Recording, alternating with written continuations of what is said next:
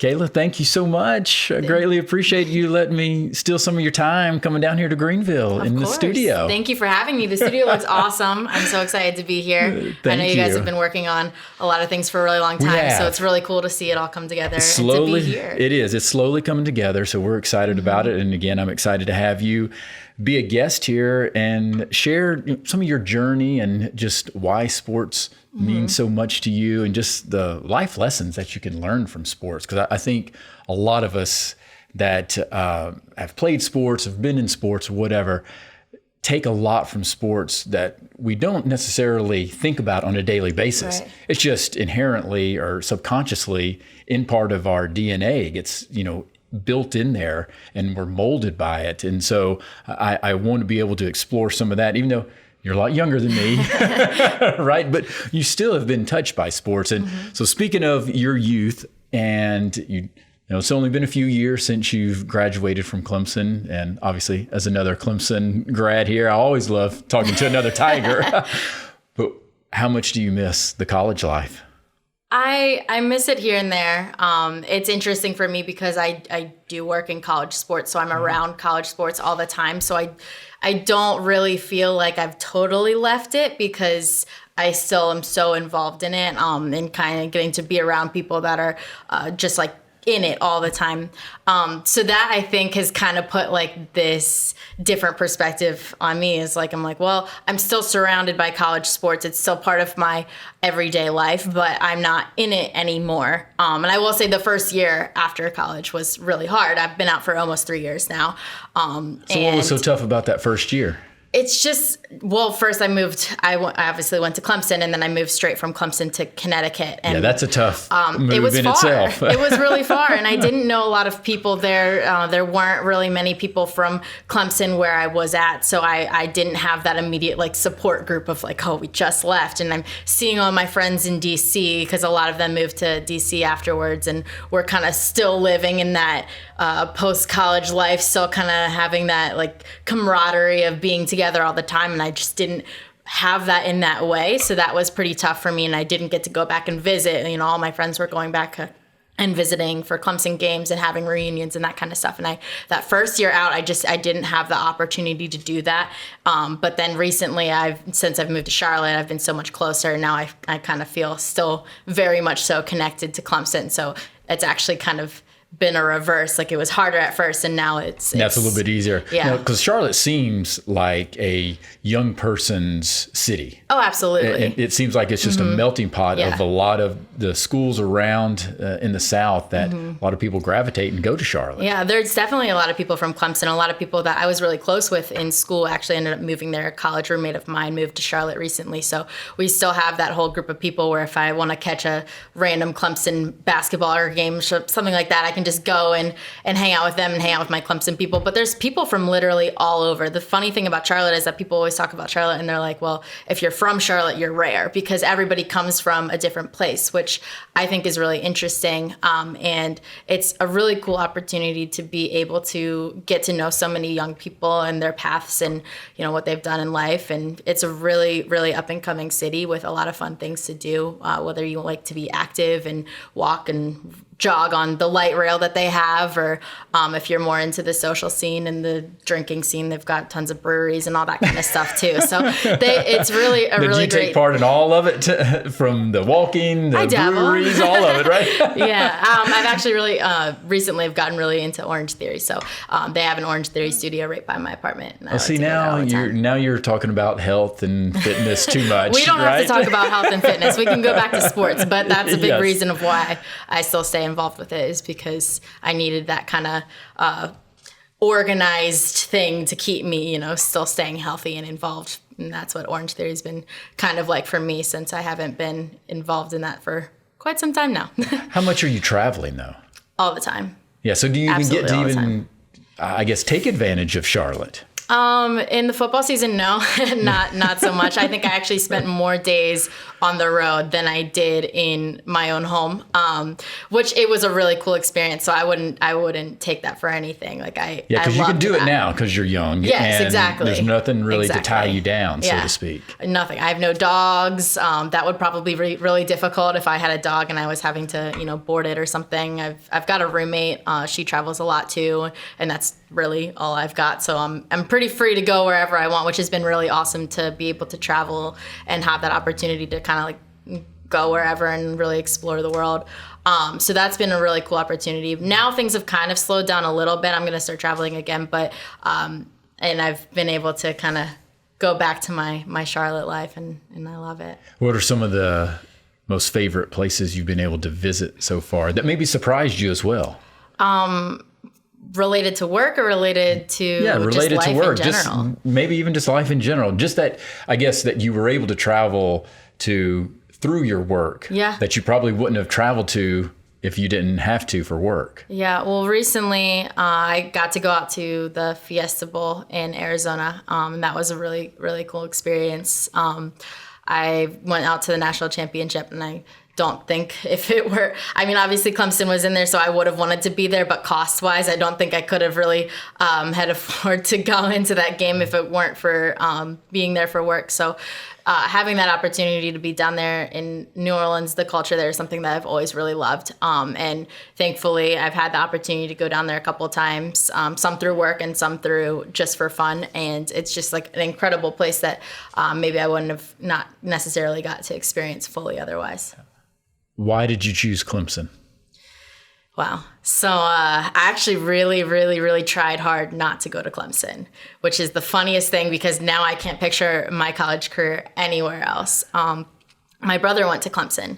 He's 4 years older than me, and my brother and I had a great relationship growing up. We were actually the two siblings that everybody would always say, like, how do you guys never fight? You're just that right age where, we're 4 years apart. So just that right age where we're kind of in different spots in our lives at all times. But I'm just young enough to be the annoying little sister. But in my brother's eyes, I was just young enough to be someone who needed to be protected at all times. And I thought that was kind of really the foundation of our relationship. Like, it's the only times that we were ever in school together were elementary school when I was like a first grader and he was a fifth grader. And then college, we both ended up overlapping when he did a graduate program at Clemson. So in every single time, it's always kind of been like he's been looking after me. So we never really had that whole like head-to-head, like fight each other kind of thing. It was a very great relationship.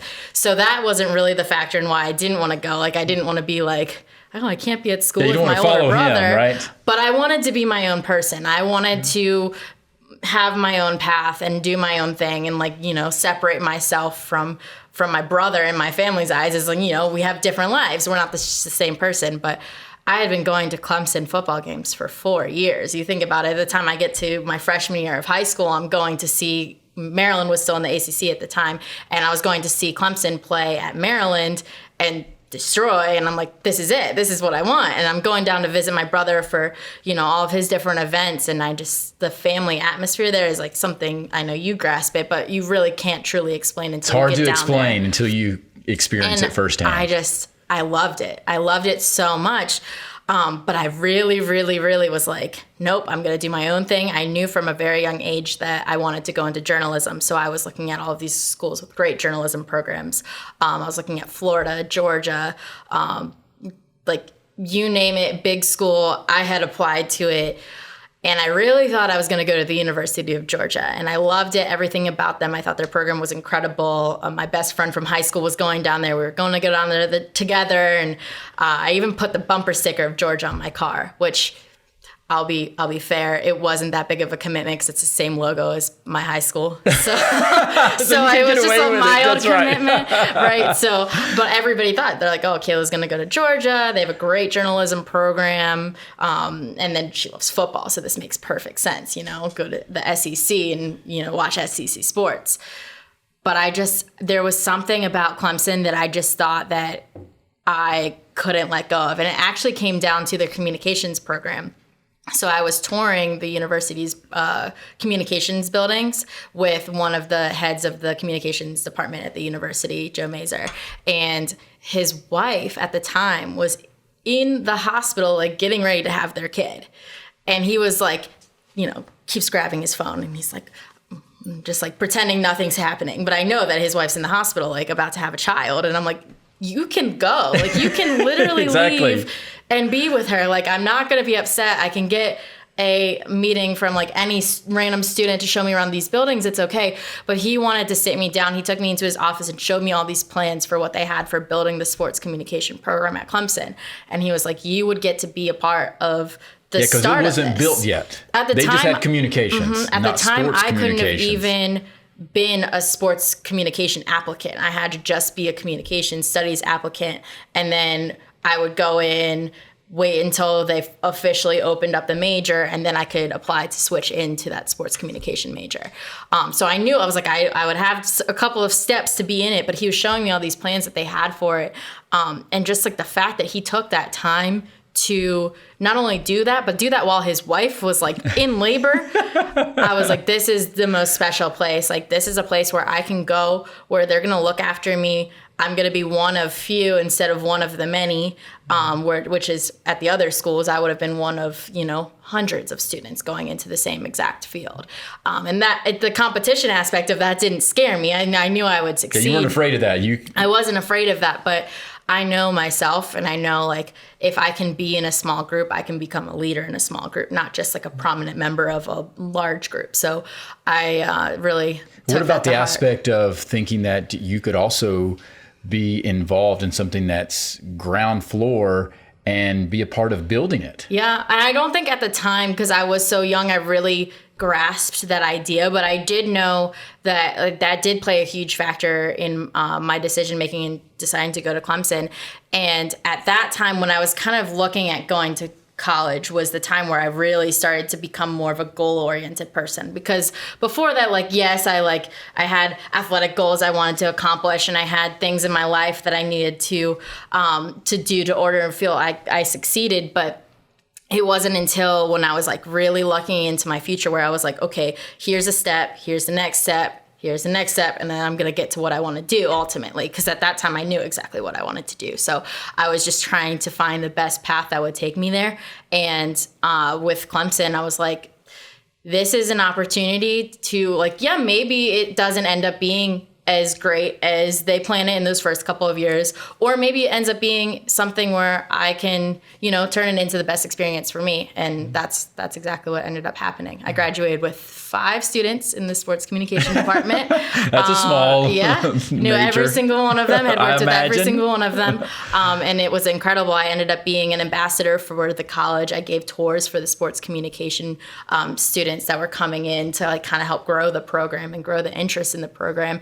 So I've seen it evolve so much. I actually was an ambassador to the dean of the college too for the sports communication side of things too. So it ended up being a really great opportunity. How and proud things, of you are you now seeing Oh, extremely. how the Well, department has grown? Extremely. And I look at even just like the companies that I worked with when I was there and how many people that they've had come through and how much success that those people have had in just a short amount of time. And I'm like, I've only been out of school for 3 years, and just to see how much the program has grown tremendously and how the students who have come through the program have grown and have had more opportunities, increased roles in, athletics, and being able to do so much more than I saw when I was there. It's been awesome.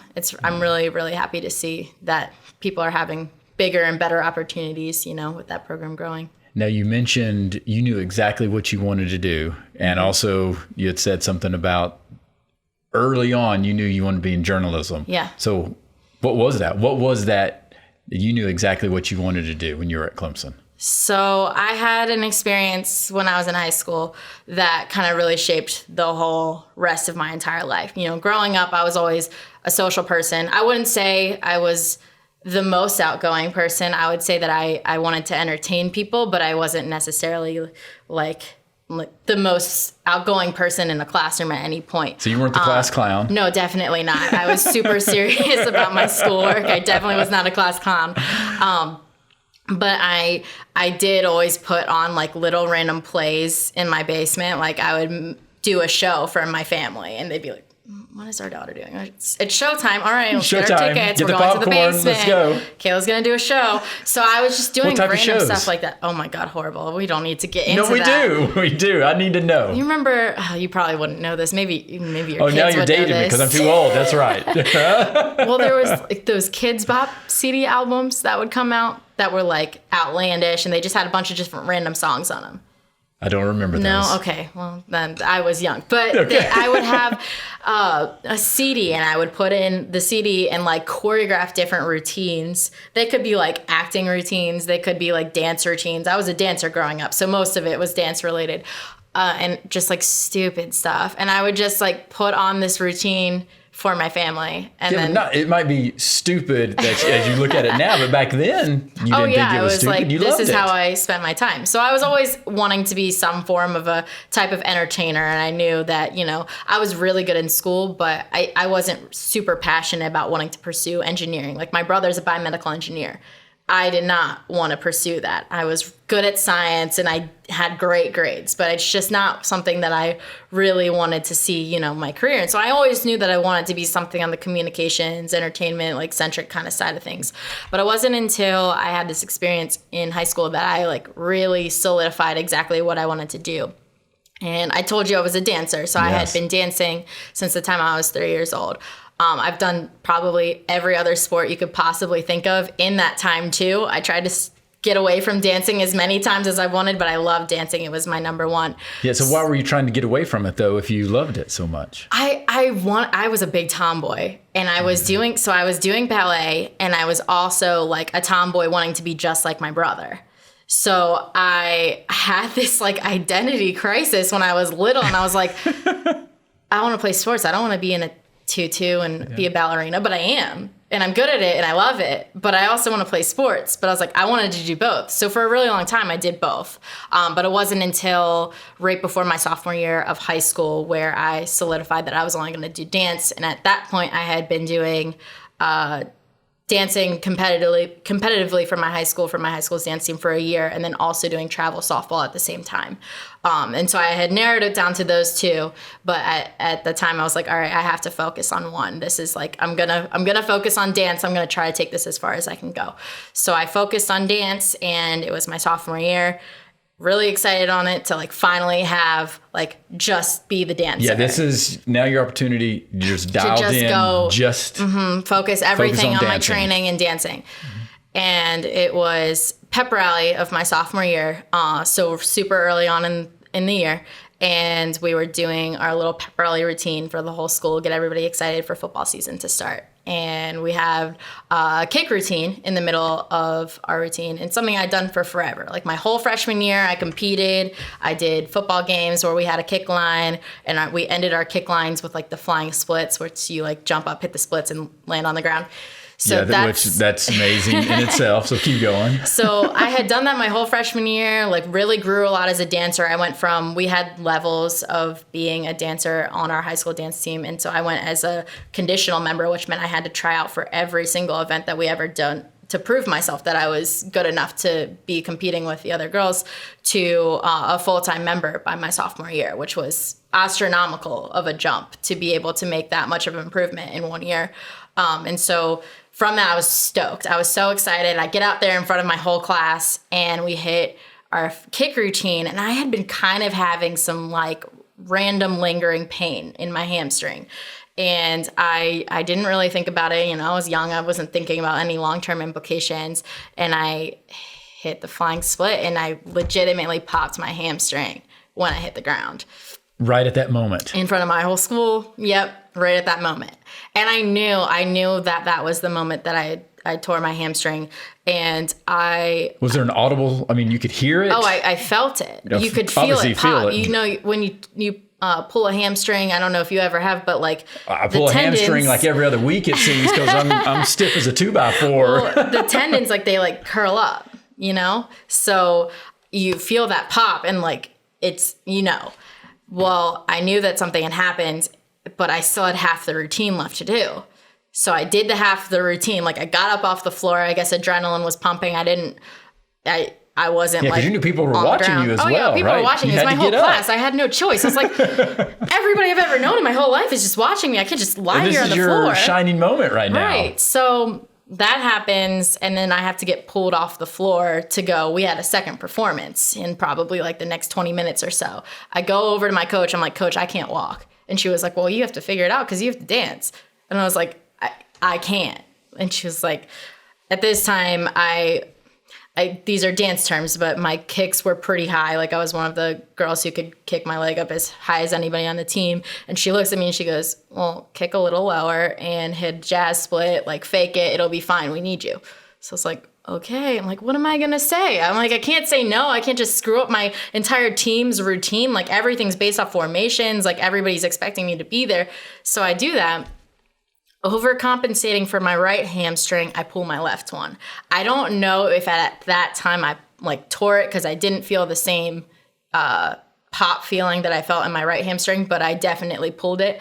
And then I like really had to be carried off the floor. So that kind of started this whole process of like, I had never really been injured before. I'd broken a bone in my foot, like nothing. It was no big deal. But I was like, okay, well, what do I do now? So now both left and right hamstring. I was in so much pain. But I don't know, maybe this is just like the way that I was built or whatever. I have a really weird high pain tolerance. So like even when I mentioned that I fractured my foot, like I was playing basketball with a fractured foot and went into the doctor and was like, hey, I think I broke my foot, but I've been like running around on it. And she was like, no, you didn't. Gets the x-ray back. Oh, you did break your foot. Okay, cool. We'll put you in a cast. You're a tomboy. So just rub some dirt on it and keep going, right? I'm playing with the boys. I'm good. So like, I was like, oh, maybe I'm fine. Like I'm in a lot of pain, but I'm walking around like, but something just wasn't right. So I would go to the doctors, mostly like sports medicine specific doctors. And over the span of from my sophomore year to my senior year, I saw 10 different doctors. It took me so this would have happened in like August, September of my sophomore year. And it took me until my junior year in like February before I was correctly diagnosed with 2 torn hamstrings. And after that point, it was the 8th doctor that I had seen that finally diagnosed that I had 2 torn hamstrings. So I was going through like cortisone treatments, physical therapy every single week, like twice a week sometimes. I was being told I could dance because honestly, my MRIs were so inflamed that they couldn't tell that there was any tears. They could just see that there was inflammation. So they're thinking like it's growing pains, like, whatever, she's fine. She can keep dancing, just pump her up with some cortisone. She'll be okay. So I do this for like a year and a half or so, and I'm kind of still dancing, but I'm in a lot of pain. I'm like having to take like as many Motrin as you're literally allowed to take in a day to like get through some of my dance classes and my dance routines. And it was just like the hardest time of my whole life because it's like, no, you don't have a cast. You don't have like a wheelchair or any physical proof that you're injured. Like for your hamstrings, there's nothing really that they can do. Like they can put some kinesio tape on you and you can look like, okay, well, she's got some tape on her, but like it's not even a brace that you can use. So I had a really hard time because I was so hurt, but people didn't really realize that I was in so much pain. And could you communicate that to people? Were you trying to tell people? I would try to tell my coach. I would try to tell my dance teachers. And it was just a really trying time for me because I was like, I can't do this. I know doctors are saying X, Y, Z and that I can, but I'm in so much pain. I can't. And like, I would just have to be there for my team every single day. So regardless of whether or not I was feeling up to dancing that day, I'd still be there, still sit there and watch my team go through their routines and basically compete a whole season without me.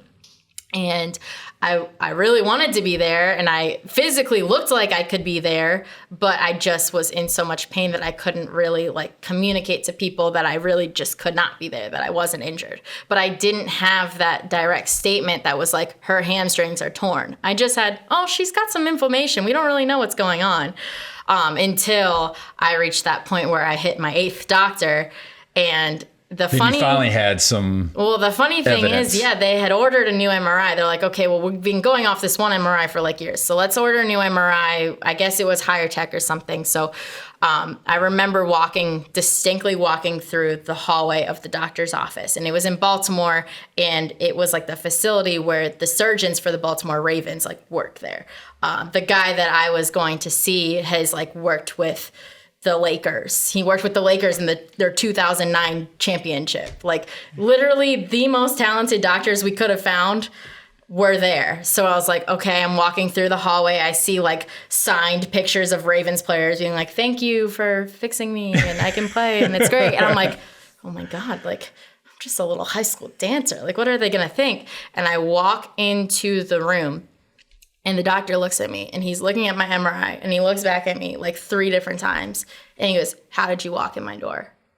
I'm like, oh, I've just been walking for years. And he's like, this is what I'm used to. I was like, I've just been, walking around living my life. And he's like, your hamstrings are torn entirely off of your bone on both legs. He's like, you should not be able to walk. And it's just had been my normal for so long.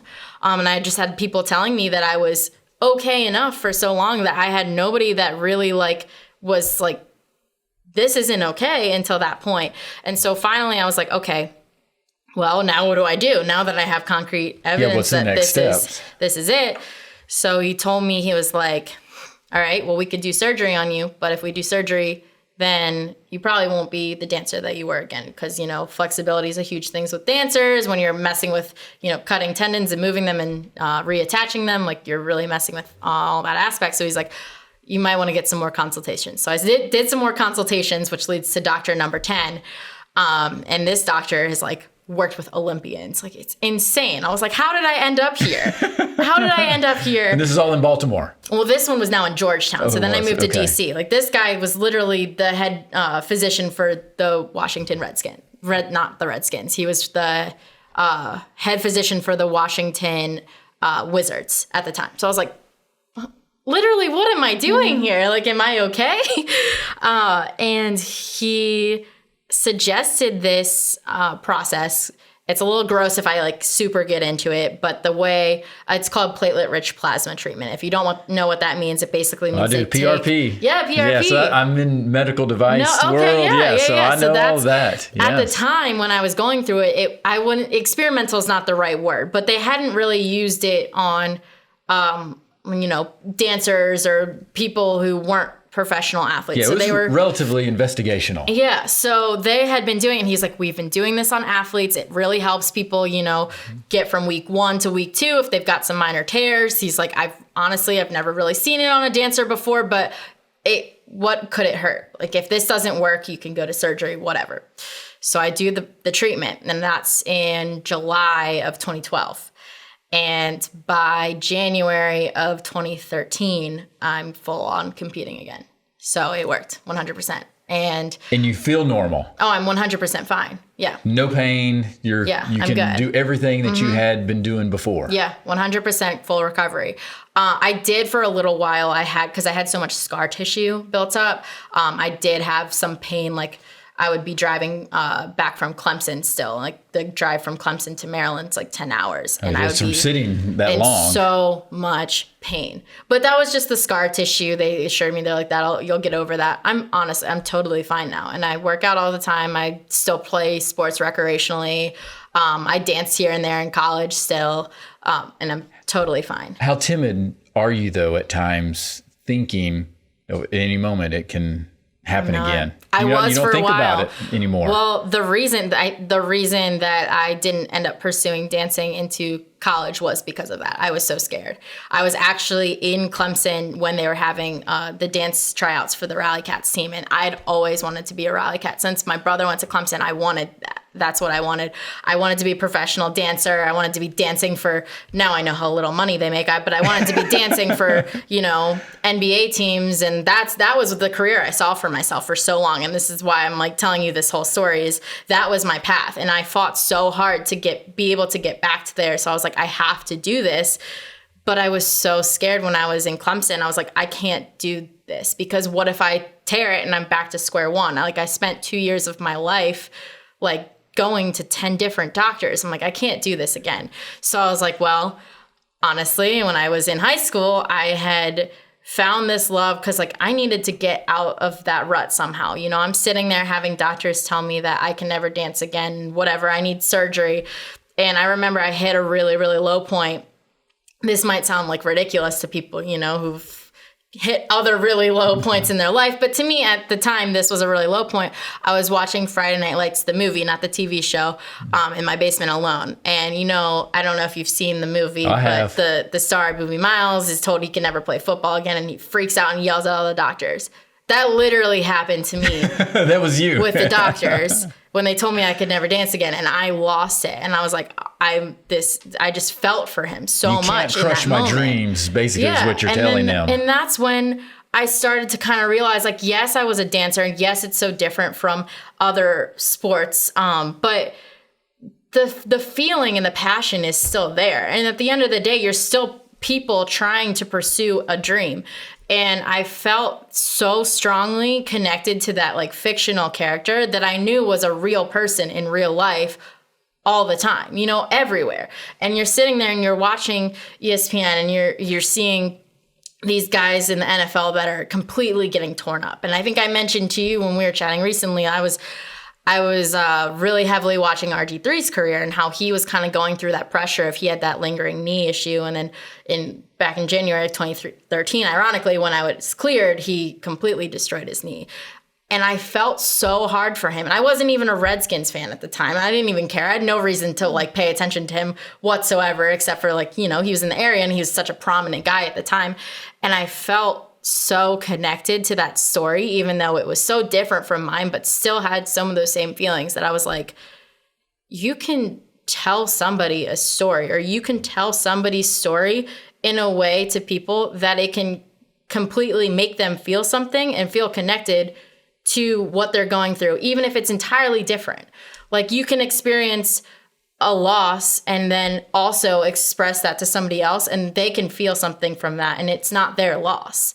So I was like, that's so incredible. And it's like, I'd always been watching sports my entire life. I'd been watching SportsCenter, was on my TV every single freaking day growing up. I had the Sports Illustrated like kid issue of the magazine coming to my house every single day. But it wasn't until I had felt a connection through what I had been through to what I was seeing people go through on my TV screen that I was like, I can tell those stories. I can sit down with people, hear their story, connect with them, and tell them in a way, like with journalism and integrity, that makes people feel something and can help them get out of whatever they're going through in life. Because I started watching stories of like, you know, athletes going through intense regimens of going through physical therapy and stuff. And I was like in physical therapy with a lot of really athletic people that were, you know, trying to get back to doing their sport. And I was, you know, trying to take on that same mindset and do that, even though it was dance and people see dance differently. But I was like, this is going to be like, I'm going to fully take this on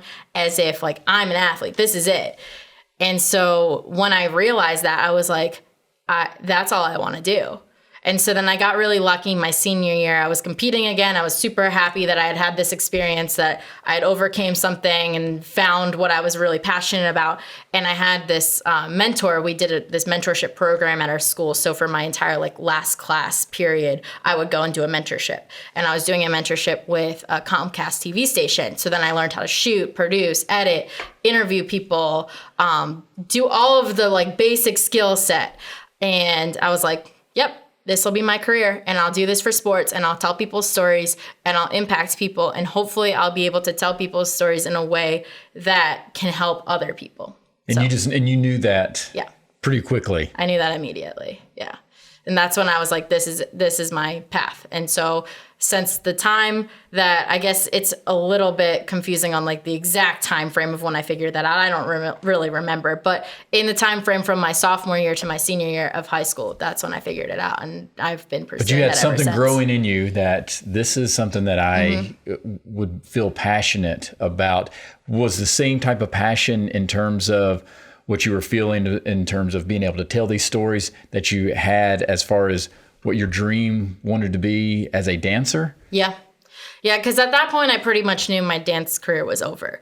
And like that was something that I was going through for, whenever, even if you don't have an injury that takes you out of a sport, you have something, some event, like you finish your senior season or whatever. You have some event that takes you out of sport. You could be a high school senior, you could be a college senior, or you could be, a freshman and all of a sudden a life event happens and you have to take yourself out of sport. That was my event. I knew. I was like, I know I can get back to where I am. But at that point, I knew, like, I wasn't going to be a professional dancer. I wasn't going to, I'd given up basically my sports dreams. I wasn't going to go back and be a professional athlete. So at that point, I knew I was like, okay, well, you can't do nothing with your life. And I had been so goal oriented and so driven to get through my hamstring injuries that's when I was like, I need to be goal oriented and pursue my dream. And my new dream was to be in sports and tell people stories. So I basically made that a priority when I was deciding what college I wanted to go to, and then chose Clemson. And then since I didn't start off immediately my freshman year like I wanted to. I really wanted to start off as soon as I got there, but I just didn't have the connections to make those opportunities happen immediately once I got there. So I started the summer after my freshman year, working towards that. And then I've been working towards it ever since. How do you feel when people might make the comment that you mentioned, oh, dancers, they're not athletes? Oh, I hate that. Do you know what you have to do to be a dancer? Oh my gosh. I practice every single day after school for 3 hours a day, and there's no off season in dance.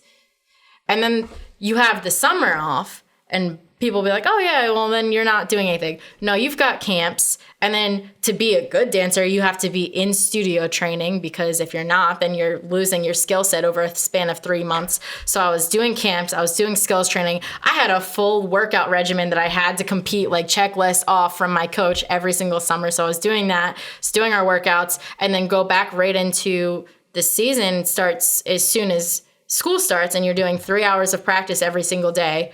And then you do football games, you dance at the football games. So you're at school until the football game, then you dance, and then you go home. And then Saturdays even, we would have like conditioning days. So then we would come in on Saturday mornings, and it wouldn't be a full practice, but we would still be conditioning. And then we would do that for the whole season. And then competition season would start. And so then competition season starts, and then you do that every single day. And then all Saturday for like probably 10 hours, you're doing competition dance. So then you literally never get a time off. And it's definitely a different skill set, right? Dancers are definitely not the strongest people in the world. You look at them next to a football player, and like me standing next to Derrick Henry, I'm obviously going to be yay big. But like we had to do our routines, like we would do our palm routines. We had to do our routines with weights in our hands to train and like condition. So it was a different level of hard and different level of emotional agony that you have to go through for that too. How competitive is it?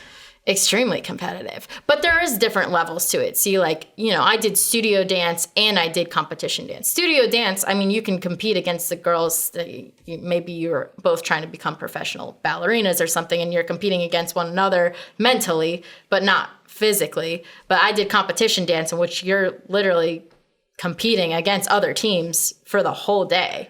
So it's pretty competitive. I would say so. We got to the point my junior year, it was my junior year, where we got a team disqualified because they went and tried to say that we took choreography or something. And so we were just like, well, they're being bad sports, and then they got them disqualified. So literally watching Bring It On, that competitive level of just whatever it takes. And there's also an aspect, there's a team as well, absolutely. Right? So it's not just you as a dancer. You're part of a team. So you've got to also function as a team. And that's a whole nother skill set that you have to learn. If one person is off at all in the whole routine, say you're even in dance, you go by 8 counts. So say you're even 1/10 of an 8 count behind anybody else, you can tell in the routine. And you'll be deducted points just because that one person was a little bit slow in one certain situation.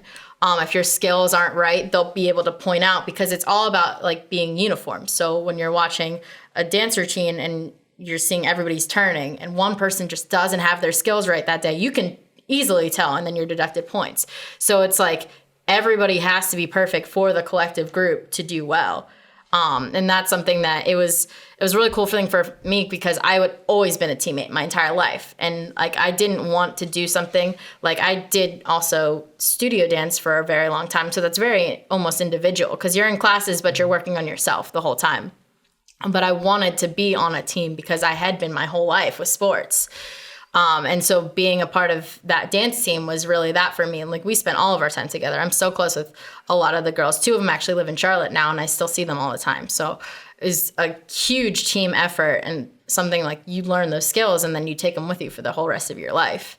And in that time frame where I had my hamstrings torn, like, yeah, I had a really hard time because I had a lot of teammates that didn't fully understand why did they doubt you? Oh, all the time. That question, you're not hurt. Why aren't you helping this team out? All the people who I weren't necessarily as close with definitely did question me a lot. My coaches questioned me all the time because they had access to my medical records, because I would bring them and they'd be like, "Oh, you're okay." And I'm like, you don't I know understand. My body. Something's not right. But I would still be there because I was a teammate. I would still be there every single practice. And because I was there for my team through the whole time, even though people sometimes were like, is she really hurt? We don't really know. Like, you know, those questions came up. By my junior year, I was elected co-captain. So even though I wasn't even able to dance for my entire sophomore year, to show that I was still there and being there for my team was a skill set that it really taught me a lot about, you know, being there for other people, and even the amount of worth that having emotional support for other people, and just being there, just having your presence there can have on somebody. And they ended up electing me co-captain when I wasn't even dancing. So that says a lot about you, so that was, for sure. That was a really good learning opportunity for me to just be like, wow, you can still impact people if like in different ways, even if it's not the way that you imagined it going.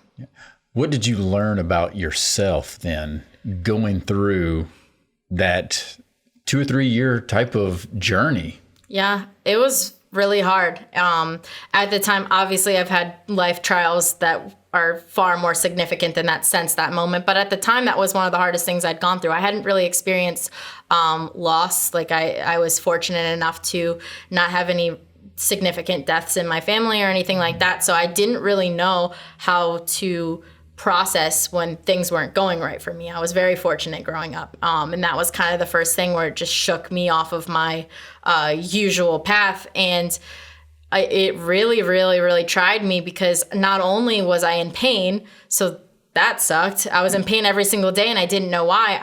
I had trust issues because I was being told by different doctors things that didn't end up necessarily being true. And I kind of really had to learn to rely on myself a lot, but then also on the support of other people. Like, my parents were so incredible throughout this entire process. Like, I was going through step by step. I'm like, what doctors did I go to when? With my mom on the phone the other day, because I was like, honestly, it was so much. And I tried to block out so much of that out of my memory because it was so hard for me. And I looked at the list of doctors and how many visits I had and how many physical therapy appointments I had. And now, being an adult, I know how insurance works and what they don't cover. And I was just like, I can't believe that you guys like went through this with me for this amount of time and didn't make me feel bad about it. Like, they were so supportive to me the entire time. And that's unconditional love. Yeah, now looking back, I'm even more thankful to them, because I'm like, one, money. That's a lot of money, a lot of time, a lot of driving, and a lot of emotional pain for them too, because like they knew I was in pain, but they didn't know how to help me, because even the doctors didn't know how to help me. So now I just like think about how much the support of other people like really got me through that. And then it also helped me find what I was truly passionate about too. So there's a lot of growth that happened in that time frame, and I learned a lot about myself and decided basically the career path I wanted to go on at a very young age. Changed everything. It did. And so, look where it has led to now. Yeah. And now I feel like I can connect with people in such a different way, because it's like you can hear stories about people like, oh, so-and-so's injured. They've been injured for X amount of days, whatever, blah, blah, blah. This is the exact injury. And people can speculate about what's going on. But like, then I sit there and I'm like, well, there's so much complex information of like what's going on in their head. Cause then they're dealing with pressure to like maybe perform still or not perform still, or figuring out what they're going to do with their life, or if it's really that serious, or what information to tell versus what not information to tell. And so I just like having that understanding of like, it's so complex, I think has made me better in the sense that like when I was telling stories in college, when I was writing at Clemson and injury stories would come up, I would have a lot more questions than just, you know, the average person, because I was like, well, how is this impacting them mentally? Like, yeah, if a player comes back from an injury, but what's their mental standpoint at that part? Are they scared?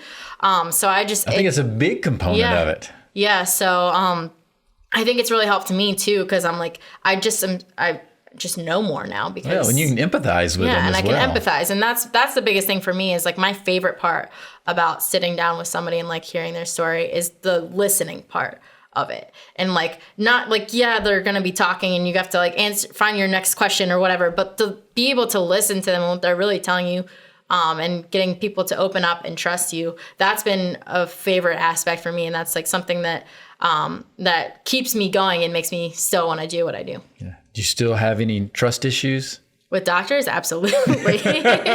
Absolutely. I joke about this sometimes, but you know, what's that, I don't know the terminology for it, but where you tell yourself that you have like certain diseases or injuries. I think hypochondria. Yeah, hypochondriac. Oh, I'm for sure a hypochondriac, because I'm like, I'll just self-diagnose myself from now. Like I knew my hamstring was torn. I'll just tell myself what's wrong with me, which is horrible. Don't let yourself ever do that. Or you're over or like dramatize things. Yeah, like, oh, exactly. I feel bad. Oh, I must have cancer. Yeah, exactly. Well, it's terrifying for me because it's like, I don't even have one experience with it. I have like multiple experiences with it where I've gone in and doctors be like, well, you should be able to do this if, you know, if you're feeling this way, like you're probably fine. I'm like, okay, do the test. And then I'm not. So it's been something that I've really struggled with. My poor parents, they get so many phone calls like late at night of me being like, I think that this is wrong with me. And like, no one's going to take me seriously about it. And then they just kind of talk me down from the ledge. So I still struggle with that a little bit.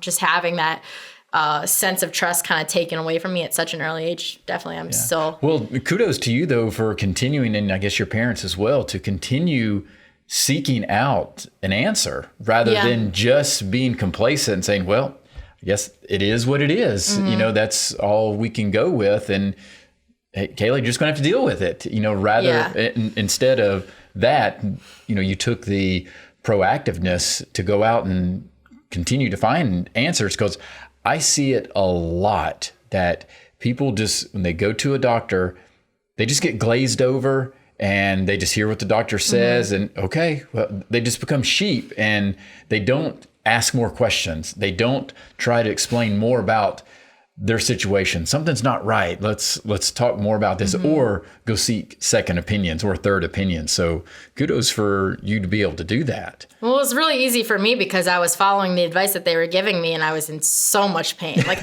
what I failed to tell you though is that I told you that I had pulled my left one, but in my treatments, I tore my left one entirely off, just like my right one. So I was like, I was getting worse this whole time, and I can feel that. You can trust in yourself and feel that. You know what your body is. You know what you're feeling. So that was really like the telling part to me. That was like, something is not right. We don't have the full amount of information because I should be getting better, but I'm getting worse. Like sometimes I couldn't even get up off the floor sometimes. And it was just confusing to me because I'd be able to like walk around all day and be a normal human. And then I'd be like sitting on the ground. I'd go to stand up and I'd fall right over. I'm like, why? I don't mean to laugh, but yeah. Oh, it's funny to me now. I'm like, why? Yeah, exactly. Why is this happening to me? And so that's why I kept pushing. And I had a lot of like, just like every single doctor would be like, a little bit more, a little bit more, a little bit more. And some completely went off the beaten path and with some weird diagnoses, but finally being able to get to people that obviously professional teams really trusted these people to make decisions for them, and they were the ones that ultimately ended up making just like everything in life, there's levels of with physicians, accountants, whatever, there's some that are better than others. Yeah. And so it's just part of that process of trying to find those. What is it though about sports why you want to tell stories related with sports? Why this gravitational pull towards that? First of all, I've had a love for sports my entire life. So it wasn't really something that I imagined as a avenue for me. I wasn't the best athlete. So when I was young, I wanted to be an Olympic athlete. That was never going to happen. But I had those dreams really early on when you're young and you think you can do anything in the whole world, which you can, but if you work for it. And I wasn't really working for it as an athlete, but I played pretty much every single sport in the book. Softball was the sport that I ended up sticking with the most, but I loved football. I absolutely loved football. I wanted to play football so badly. Because my dad, he played football in college. He played for a D3 school that no one would probably know about. It was right by where he grew up. So he played football and he was coaching my brother in football. And I was the little tomboy on the sidelines being like, here's your water, running out on the field, doing as much as I could because Dad wouldn't let me play. To be in. I wanted to be on the field so bad, and he wouldn't let me play. I'm like, well, it's an all-boys league, so that made sense. And they're 5 years older than me, so that also made sense. But I wanted to play so bad. I would go to every single practice, mostly because I had to be, because both my parents were working full-time. So when my dad was coaching, that was, me being watched over. That was babysitting. Yeah. So I would be out at the football field every single day with my brother playing football, and I would be literally racing the guys. So they'd be doing drills, and I would run out on the field and start racing them. And it got to the point where I was trying to run with the guys so much that my dad would be like, all right, if my daughter beats you, you run again. So I would, and I was so competitive, and I didn't, in my young mind, I didn't think these guys have shoulder pads on. They don't even want to be running right now. It is hot. And I'm like, I'm going to beat everybody. So I would run with them. And that was in my way of participating on the team. So I was like, oh, I'm part of the team. I'm running with the guys. I'm doing drills, little tiny drills, the ones that my dad would be like, oh, she won't get hurt. We'll throw her in here. Because at the time I was really young. So I was trying to be involved as I could because I really wanted to play, but I just knew that was never going to happen. And so then I would be the water girl at all the games and running out on the field and trying to be as involved as I could in sports because I just loved it so much. And I played soccer, basketball, softball.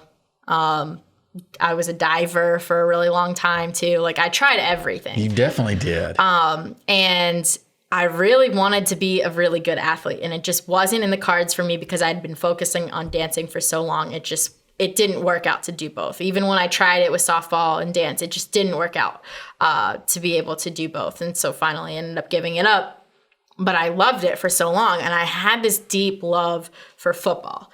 And it came from my dad because I always, I was a daddy's girl. I always wanted to be like my dad. And I wanted to be involved in that as much as possible.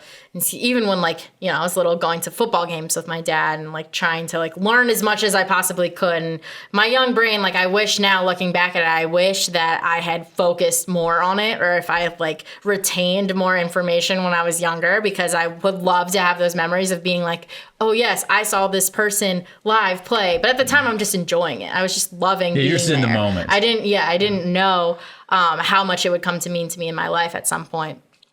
And so I always knew that I wanted to be involved in sports because it had been such a big part of my upbringing.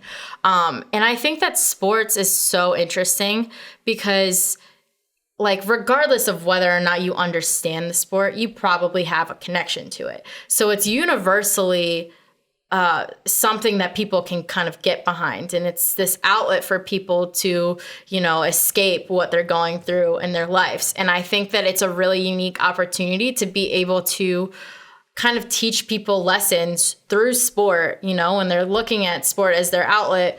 You can still teach them a life lesson, that they might be able to take with them forever. Maybe there's somebody who's not used to people who aren't like them, and they see a story and then they have more sympathy in the future. I think that's an awesome experience of being able to be look, sport can impact people in so many different ways. And the way that you just tell somebody's life story can open somebody else's eyes to so many different things. Oh, it definitely can. And now you're having an opportunity of from a career standpoint doing that. Yeah. So how much joy does that give you, and what's on the horizon for you? I love it. I mean, it's hard. It's really hard. It's really time consuming. It's the interesting thing for me is I always tell my friends like, oh, I'm traveling for work this weekend. They're like, oh my gosh, like you get to go to all these fun places. I'm like, yes, but it's also a lot of work. I'm like working like 60 to 70 hour weeks. Sometimes it depends on like what's going on, but I work really hard. But then you look back on it and you're like, that was incredible. Like I feel like I felt really good about being able to bring like somebody's story to life on TV. Like those are my proudest moments, is when I work really hard on finding something that could be potentially impactful and making it come to life. And I'm like, I might not see the direct impact that it causes on somebody, but I know it was there. I know it was. Because you can pick up on it because you've been through a lot of things. And so you know what might be a story that could be impactful. Yeah. There was this really cool story I kind of got reminded of recently, where there was this little boy who was hanging around the Ole Miss baseball team for a really long time. And he was sick, and they kind of took him in and really took care of him. And you could just see the impact that he had on their faces when they would talk about him. And I was kind of reminded, I was looking through some of my old stuff, and that ended up, he was at the SEC baseball tournament to watch Ole Miss play. And we ended up being able to show a story of all of the guys talking about their impact, and like they're almost in tears talking about how much this kid means to them. And then he was in the stands. And so be able to like show that to people, it's like, okay, athletes are athletes. Like they're incredible at what they do. They're so talented. They've made it to the pinnacle of their career. Even in college, like some people can never make it to that level. So they're still so incredible to even be able to make it to that point. But they're also people, and they also impact people and volunteer in their communities and do different things that, you don't necessarily think of. You think of them as athletes first, and you're like, oh, well, his batting average today wasn't that great, whatever. But I'm like, but he could also have done something that day that could have changed somebody's life. Like he could have signed an autograph for somebody, and, maybe that made that kid the happiest person in the entire world. And maybe he was going through something really hard. You have no idea. And to be able to kind of like bring some of those things to life, that's a really cool thing for me. Yeah. And now from a perspective of where you're going, do you like behind the scenes more, or do you like being in front of the camera? My favorite thing is just being able to sit down and talk to somebody. That can exist in multitude of different ways. So, like if I were to pursue the behind the scenes kind of route, you can still do that, sit down with people if you go like the features route, and, tell their story, sit down with them, get to know all the different information. But it's not like I've been in the spotlight my whole life. And that sounds kind of like harsh, but I used to compete in pageants.